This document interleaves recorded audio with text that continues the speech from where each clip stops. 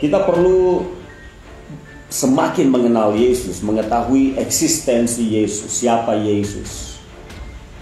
Memang Yesus adalah pribadi yang kontroversial, yang didebatkan selama 2000 tahun. Yesus adalah salah satu pusat perdebatan. Ada yang percaya kepada dia, ada yang tidak percaya, ada yang menerima, ada yang menolak. Ada yang percaya bahwa Yesus adalah Tuhan Allah, ada yang berkata Yesus hanyalah orang baik, guru yang baik, nabi yang baik. Jadi perdebatan itu saudara tidak akan pernah berakhir sampai dia datang nantinya dan memerintah.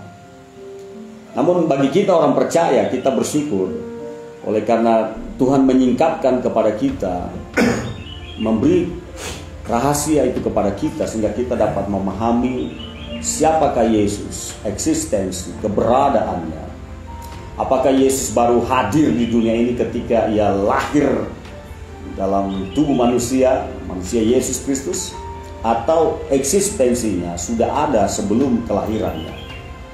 Ada pertanyaan juga, apakah Yesus menjadi Tuhan setelah dia bangkit dari kematian, atau dia adalah Tuhan sebelum dia lahir ke dalam dunia ini? Kata Tuhan dalam Alkitab memiliki arti penguasa, pemilik atau penguasa yang berkuasa. Apakah Yesus adalah Allah, pencipta yang maha kuasa, yang maha kuat? Apakah dia yang memiliki langit dan bumi? Apakah manusia-manusia ini adalah miliknya Yesus atau milik siapa? Di dalam Alkitab sebagai patokan kita, Alkitab sebagai pedoman hidup kita orang percaya, maka kita kembali kepada Alkitab. Apa yang dikatakan Alkitab? Yesus, siapakah dia? Itu juga menjadi pertanyaan saya ketika saya menggali kitab suci. Siapa Yesus? Saya bolak-balik baca dari Kejadian sampai Wahyu.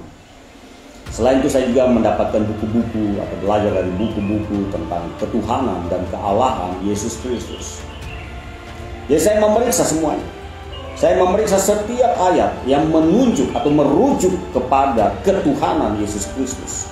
Dan ternyata banyak sekali saudara, banyak sekali ayat dalam Alkitab yang menunjukkan kepada kita eksistensi, keberadaan Yesus sebelum dia lahir dan sesudah dia mati, bangkit, naik ke surga. Siapakah Yesus? Ternyata Yesus adalah Tuhan Allah.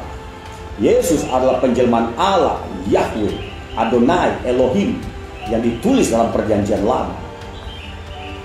Yesus adalah Kristus yang diurapi, Mesias, penyelamat yang diurapi, yang dijanjikan akan datang.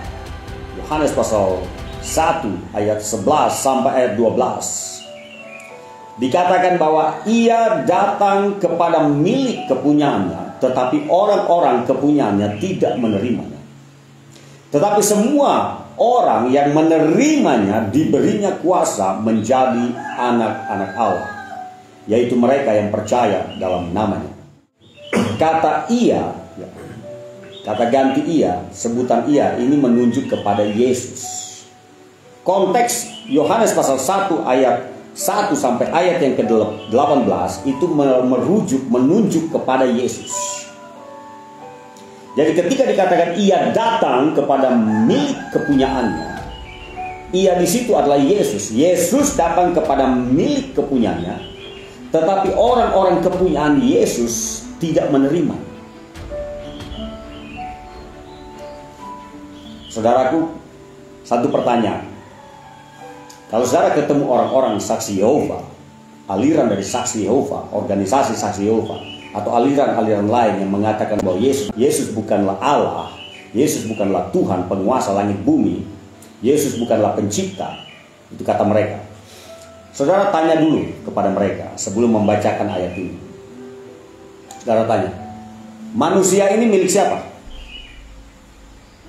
Mereka akan jawab, ya miliknya Yehova, kata aliran saksi Yehova. Yahweh mereka sebut Yehova. Jadi penyebutan nama Allah Israel ada beberapa, Yehova, Yahweh. Dalam bahasa Indonesia ada juga mengatakan Yehuwa. Bagaimanapun cara menyebutnya maksudnya sama saja. Nah, mereka akan menjawab, yang punya semua manusia ini dari Adam dan Hawa sampai keturunannya termasuk saya ini adalah miliknya Yehova, milik Elohim, Adonai, Yahweh.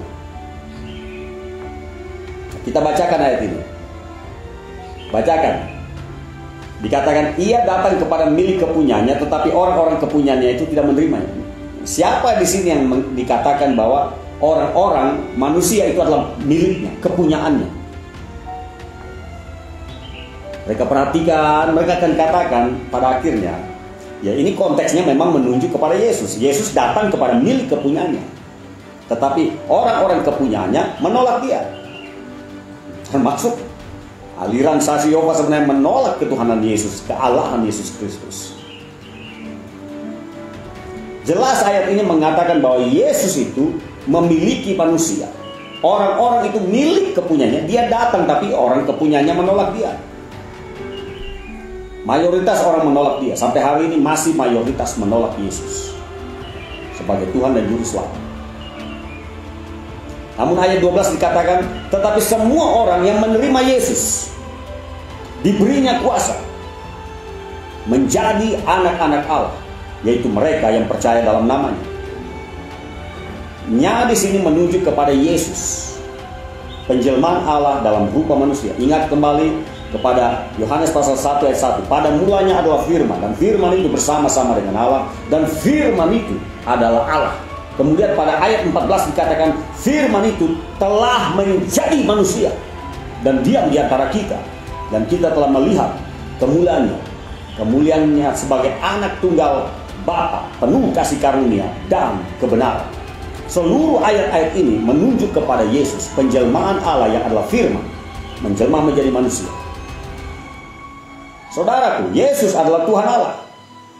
Jadi pengajaran-pengajaran yang mengatakan bahwa Yesus hanyalah manusia biasa, Yesus adalah dikatakan Allah kecil, Allah minor, lalu Yahweh adalah Allah mayor, saudara, itu menyimpang daripada kebenaran firman Allah. Yesus itu setara dengan Allah. Yesus itu adalah Allah. Itu sebabnya Yohanes mengatakan pada mulanya. In the beginning was the Word. The Word was with God, and the Word was God. Pada mulanya adalah firman, dan firman itu bersama-sama dengan Allah, dan firman itu adalah Allah. Ayat 14 sekali lagi, ingat ini, beritahu kepada mereka yang tidak percaya bahwa Yesus adalah Tuhan Allah. Ayat 14 dikatakan firman itu, Allah itu menjadi manusia. Dikatakan dalam bahasa Inggris, the Word became the flesh. Firman itu menjadi daging, menjadi manusia. Itulah Yesus Kristus, manusia Yesus Kristus. Jadi Yesus adalah penjelmaan Allah, wujud Allah yang tidak terlihat. Dan memang Yesus mengatakan, kalau kau sudah lihat aku, kau lihat Bapa.